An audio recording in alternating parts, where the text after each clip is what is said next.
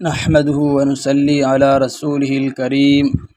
حضرت جندب رضی اللہ تعالی عنہ نے کہا، میں نے نبی صلی اللہ علیہ وسلم کو آپ کی وفات سے 5 دن پہلے یہ کہتے ہوئے سنا، میں اللہ تعالیٰ کے حضور اس چیز سے برات کا اظہار کرتا ہوں کہ تم میں سے کوئی میرا خلیل ہو، کیونکہ اللہ تعالیٰ نے مجھے اپنا خلیل بنا لیا ہے، جس طرح اس نے ابراہیم علیہ السلام کو اپنا خلیل بنایا تھا۔ اگر میں اپنی امت میں سے کسی کو اپنا خلیل بناتا تو ابو بکر کو خلیل بناتا۔ خبردار، تم سے پہلے لوگ اپنے انبیاء اور نیک لوگوں کی قبروں کو سجدہ گاہیں بنا لیا کرتے تھے۔